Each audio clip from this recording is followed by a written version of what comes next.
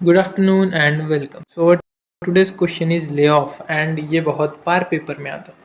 So actually तीन concept रहते हो, lay off, retrenchment and dismissal.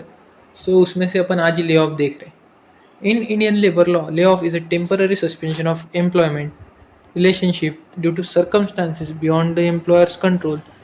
मतलब ले ऑफ एक टेम्पररी सस्पेंशन ऑफ एम्प्लॉयमेंट है, जो कि मालक थोड़े देर के लिए किसी वर्कर को सस्पेंड करता का, क्योंकि ऐसे कुछ सर्कमस्टांसेस आ जाते जो एम्प्लॉयर के भी कंट्रोल में ना रहे, नहीं रहते। मतलब मशीन बंद पड़ गई फैक्ट्रीज की, या फिर कोई इलेक्ट्रिक वायरिंग जल गई, तो फिर मतलब और पूरी फैक्ट्री का काम मशीन पे डिपेंड है। अभी मशीन ही नहीं है और उसको रिपेयर होने में महीना लगने वाला है, तो फिर महीना भर की सैलरी थोड़ी ना देगा, मतलब जो भी मालक है वो, अगर वर्कर कुछ काम ही नहीं कर रहे तो इसलिए वो ले ऑफ कर देता, फिर थोड़े टेम्पररी पीरियड के लिए सस्पेंड कर देता उन वर्कर को। It is strictly regulated under the Section 2 Triple K and Chapter 5A 5B of the Industrial Dispute Act 1947. It is important to distinguish a layoff from the retrenchment. Retrenchment मतलब permanent termination रहता।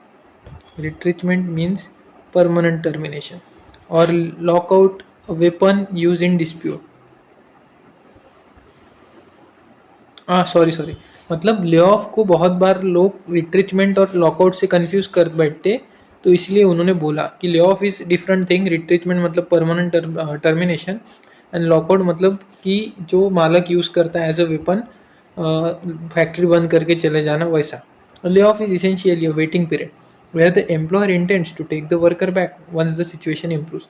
मतलब ये एक waiting period के लिए, जैसा अपन ने example देखा कि एक महीने के लिए भाई टेम्पररी सस्पेंड हो तुम, और फिर मशीन ओके हो जाने के बाद, वायरिंग ओके होने जाने के बाद फिर से तुम काम पे आ जाओ। सो ऐसा रहता है lay of. Legal definition: a lay off occurs when an employer is unable और रिफ्यूजेस टू गिव, सिंपल समझो, a layoff occurs when an employer is unable or refuses to give employment to a workman whose name is on the muster rolls and who has not been retrenched. This inability must arise from shortage of coal, power, or raw material, accumulation of stocks, breakdown of machinery, natural calamity, or any other connected reason.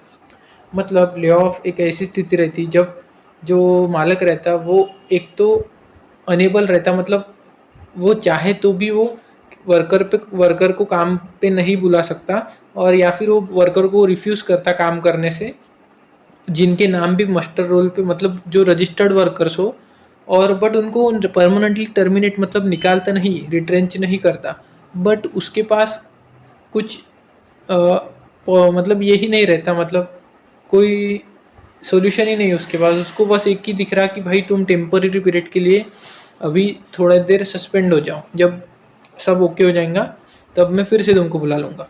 तो ये किस वजह से होता है? Then shortage of coal, power और raw materials की वजह से हो सकता है। अक्यूमुलेशन ऑफ स्टॉक मतलब बहुत सारा प्रोडक्शन होके बैठा, अभी और की ज़रूरत नहीं है, ये ख़त्म होने तो पहले।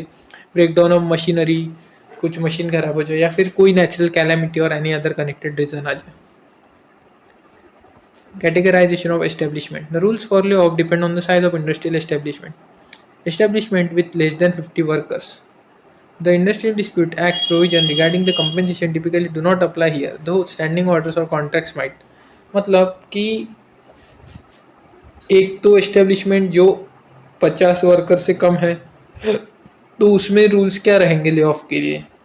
तो उसके अंदर कंपेंसेशन नहीं मिलता, भले ही अगर स्टैंडिंग ऑर्डर हो, मतलब कंपेंसेशन नहीं मिलता जिसमें 50 से कम वर्कर है और ले ऑफ करने का काम पड़ा।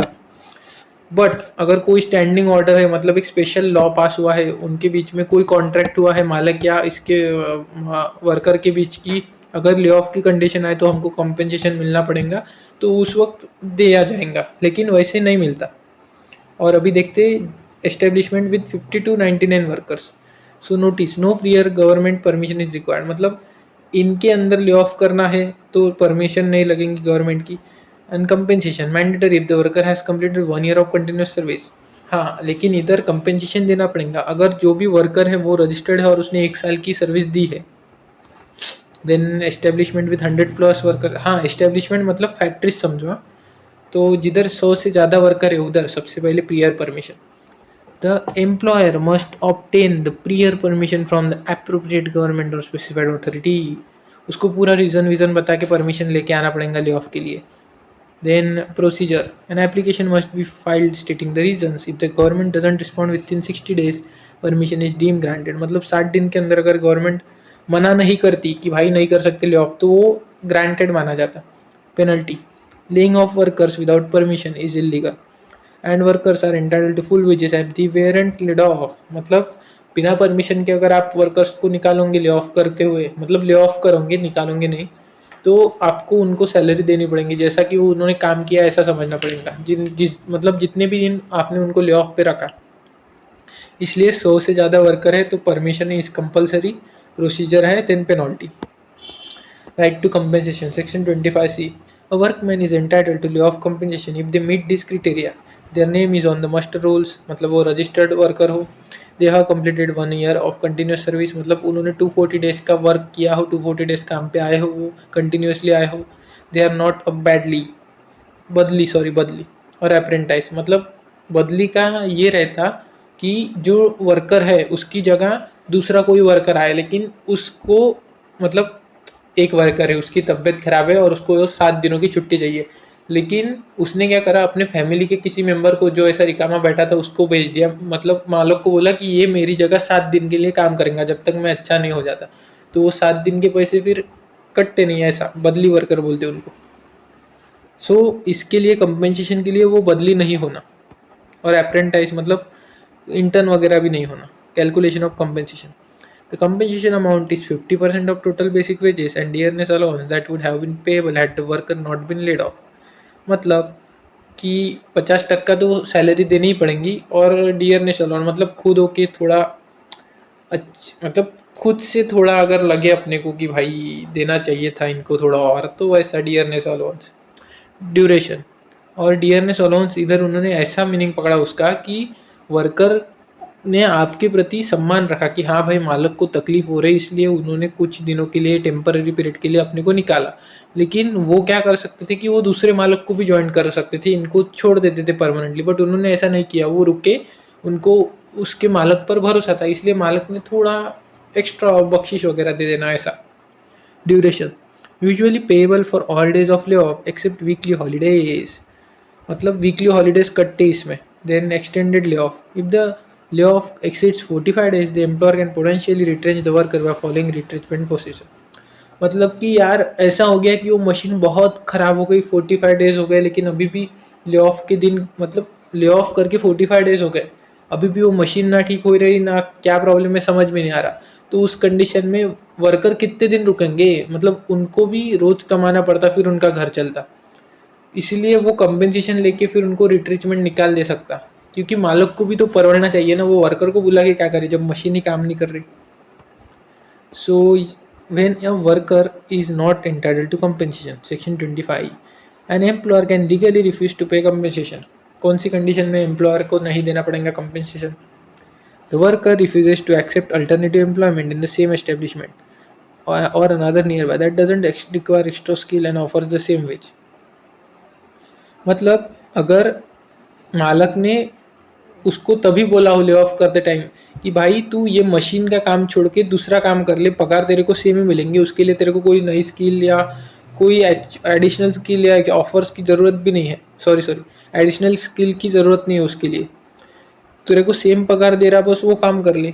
अगर उसने उसको रिफ्यूज़ करा तो उस कंडीशन में फिर मालक लायबल नहीं रहेगा कंपनसेशन देने के लिए।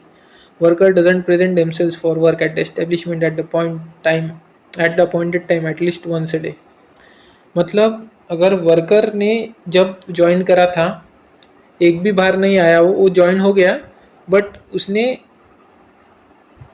एक भी बार वो प्रेजेंट नहीं रहा, तो उस कंडीशन में भली हो उसका नाम मस्टर पे हो, लेकिन वो लायबल नहीं रहेगा कंपेंसेशन के लिए। The lay off is due to strike और slowing down of production by workers in another part of the same establishment. मतलब कि स्ट्राइक करी हो वर्कर ने या फिर स्लो प्रोसीजर अप्लाई हो, तो उस कंडीशन में अगर मालिक ले ऑफ करता है तो उसके अंदर भी कंपेंसेशन नहीं देनी पड़ेगी। So simply lay off and retrenchment का बीच का डिफरेंस है। ले ऑफ टेम्पररी रहता, रिट्रीचमेंट परमानेंट रहता। इंटेंट टू रिकॉल वर्कर, मतलब इंटेंशन ऐसा रहता है कि थोड़ी देर के लिए सस्पेंड कर रहे हैं जब तक कि वो प्रॉब्लम सॉल्व नहीं हो जाए, फिर उनको फिर से रिकॉल करेंगे। बट इधर इंटेंशन रहता है कि भाई उनको पूरा निकालना ही चाहिए। कंपेंसेशन 50% देना पड़ता सैलरी का, इधर 15 डेज एवरेज पे पर ईयर ऑफ सर्विस देना पड़ता। Relationship, contract of service continues, इधर कॉन्ट्रैक्ट ऑफ सर्विस एंड्स। तो ये हो गया अपना ले ऑफ। अपन नेक्स्ट वीडियो में रिट्रेचमेंट अच्छे से देखेंगे।